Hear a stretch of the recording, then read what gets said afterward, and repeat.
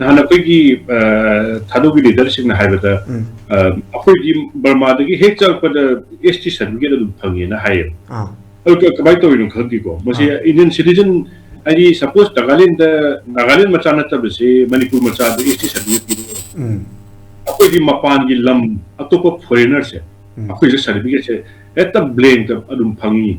village to na haide dum yare na adum yare ba koigi adu masi sum suibesina akoi lebak ta ahuba masum leibese hotong horaga masigi mayam sina masina Manipur lai sina masigi mayam se loi yausang radi handaki tanjasni am luba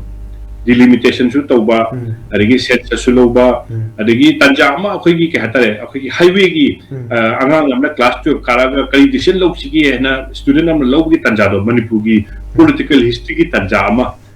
chapter ma leibanina masida fajana prepare tawdana pangap hapchang radi lokthok pada masu almost impossible never aduna tawdingai da yam nana ajinga sagi SIR ke tawdingai da NRC masi kana no NRC da koina Assam gi example leire kamaina yam tina successful odino aduna madudagi na sapalna implement taraga 1951 yana da 1961 gi tungna chang pasi ha pro ko haina ay balo yana re leader me am lo yare NRC maduna madugi yana madugi matugina tar matungda yam nana tawra hugula pai masigi se Manipur le riba indigenous community loi magne accept hum thoi ya hum thoi aduna movement amal lai se pakpa mragi lapani Manipur gi hana le riba tampa masi example hojik kuana sum irang thoga Manipur irang sum akoi machen sum khata le se puri tan decision amal le decision amal hum thoi Tripura se khangawi akoi Bangladesh se lapu tam changa sum changa la tadi Agartala capital muina pai kre Chief Minister Muno can complete Pahaka claim to Gamdi. Akoi Hojik indigenous population jet. Akoi suppose Thailand nation Biramani Hana government Manipuri indigenous population gi Kara Toksematam the Muri the Churchampuri, Iraka Toledo. At Mapam illegal immigration hill lay Beta Kangi, Muri the Hojiki, Nabadina Porous border Labanina, Ongzana Chapan Aduna. Masigi said 1951 census, 1961 census. Aduga 1961 gi year gi pesista maduna yaw electoral roll Nagaland tawba tumaina atopa state tawda ni am strictly tawba duna phani masi sina akoi gi Manipur se adum khana le wani plus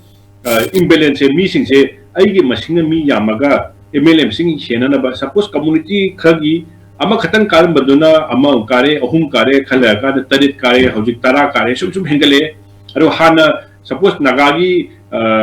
koigi kun lebese da tam pan kan badna sum trahum de kare trai toy kare hojina tara khaida handare adu naga china mayam ari community macha mayam si masi sum handaraga atu kamu sum hagala di